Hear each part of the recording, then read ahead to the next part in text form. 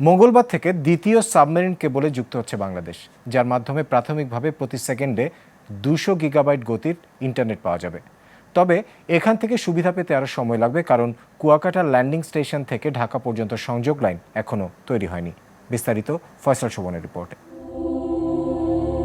সমুদ্র তলদেশ দিয়ে 20,000 কিলোমিটার সাবমেরিন কেবল লাইন চলে গেছে সিঙ্গাপুর থেকে ফ্রান্স। মাঝখানে তা ছুঁয়ে গেছে বাংলাদেশ সহ আরও 14টি দেশের উপকূল, যা সংক্ষেপে পরিচিত সিমি-5 নামে। কুয়াকাটা উপকূল থেকে সেই সংযোগ নেওয়া হয়েছে 10 একর জায়গার উপর গড়ে ওঠা ল্যান্ডিং স্টেশনে, যা এখন তৈরি নতুন ব্যান্ডউইডথ সংযোগ পেতে। তুরস্কের ইস্তাম্বুল শহরে 16টি দেশের 19টি টেলিযোগাযোগ কোম্পানির কনসোর্টিয়াম সভায় তারই উদ্বোধন হতে যাচ্ছে। আমরা যে 21শে ফেব্রুয়ারি আসলে আন্তর্জাতিকভাবে এবং কনসোর্টিয়ামগতভাবে পুরো সিমি-5 সাবমেরিন কেবলটা চালু হবে। সিমি-5-এর যে আন্তর্জাতিক নেটওয়ার্ক অপারেশন সেন্টার, সেটার সঙ্গে একটা সমন্বয় সাধন করে এই জিনিসটাকে শেষ করে সমাপ্ত করা হবে, যে কোনো সমস্যা যদি না থাকে দেন অফিসিয়ালি বাংলাদেশ সহ যতগুলো সদস্য দেশ আছে সবাই কানেক্টেড। এই সাবমেরিন কেবল মধ্যপ্রাচ্য, ইউরোপ আর আফ্রিকার দেশগুলোর জন্য সেকেন্ডে 24 টেরাবিট ডেটা বহন করবে। বাংলাদেশ সেখান থেকে 2টি তরঙ্গের মাধ্যমে 200 জিবিপিএস ইন্টারনেট গতি নেবে, যার সামনে 1500 জিবিপিএস পর্যন্ত বাড়িয়ে নেওয়া যাবে।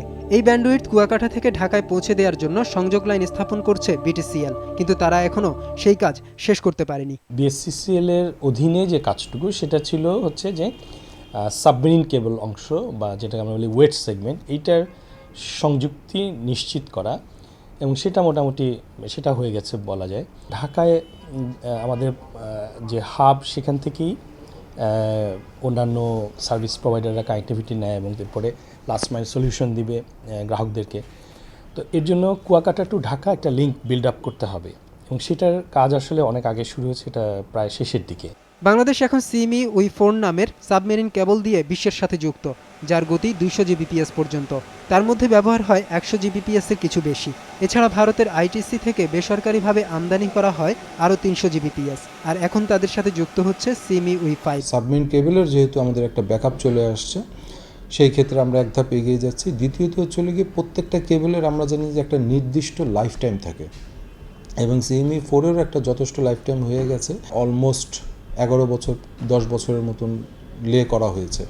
আমরা যদি গ্রোথ রেটটা চিন্তা করে দেখি, 2005 সালে সিমি-5-এর সাথে 4-এর সাথে যখন আমরা কানেক্টেড হলাম, তার আগ পর্যন্ত বাংলাদেশের ব্যান্ডউইথ ইউটিলাইজেশন আর আজকে পর্যন্ত ব্যান্ডউইথ ইউটিলাইজেশনের গ্রোথ কিন্তু অনেক। সেই গ্রোথও যদি আমরা সেই গ্রোথটাও যদি আমাদের ঠিক থাকে, আগামী 5 বছর পরে কিন্তু সিমি-5-এর এই ক্যাপাসিটিটা মোটামুটি ইউটিলাইজ হয়ে যাবে।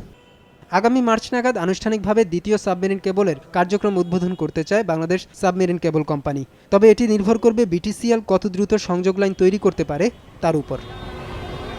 ফয়সাল শোভন, বিজনেস রিপোর্ট, মাছরাঙা টেলিভিশন।